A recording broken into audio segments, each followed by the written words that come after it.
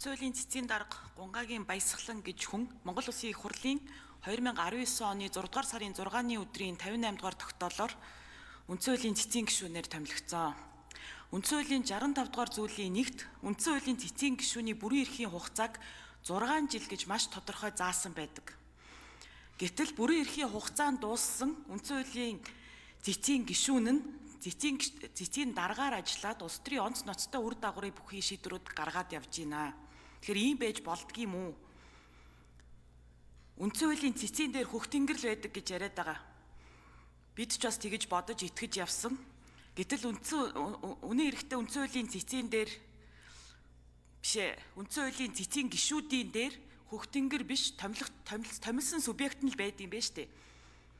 Тэгээ үндсэн хуулийн манаач байх ёстой бүрэлдэхүүн нь ингээд улс төрийн захиалга гүйцэтгэгч болчих болдгийм үү? Тиймээс энэ бүрэн эрхийн хугацаанд дууссан этгээд үндсэн хуулийн цэцгийг даргалаад их судлын хуралдаанаараа ийм онц ноцтой улс төрийн үр дагавартай шийдвэр одоо өчигдөр гаргалаа. Түүнээс 2-7 хоногийн өмнө гаргалаа. Энэ шийдвэрүүдийг гаргах одоо тийм легитим чанар байгаа мó, тийм хууль ёсны чадамж байгаа мó гэдэг асуудлыг бид нар ярих хэрэгтэй. Түүнээс биш зөвхөн одоо энэ хугацаанд дууссан хүний орных нь хүнийг томилох тухай асуудал биш. Тэгэхээр бол би юу гэж бодож байна вэ гэхээр улсын хурал үндсэн хуулийн цэцгийн даргыг эгүүлэн татах шийдвэр гаргаад дараачийн шийдвэрүүд дээр ямар асуудлыг тусгах ёстой вэ гэдгээ ярих ёстой гэсэн ийм бодолтой байгаа.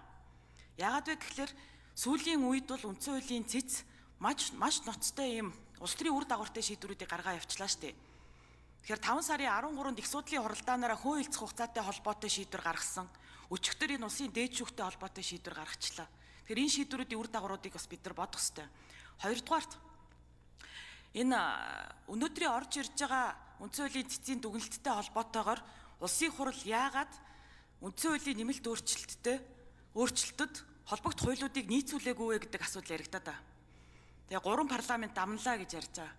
Тэгэхэд энэ ч бас нэг хүний асуудал яригдах ёстой. Үндсэн хуулийн цэцгийн гишүүнээр ажиллаж байгаад одоо сая улсын хурлын ерөнхий нарийн бичгийн дараагаар хөрөөд ирсэн хүн чинь 19-оос 23 оны хооронд мөн улсын хурлын ерөнхий нарийн бичгийн дараагаар ажиллаж ирсэн.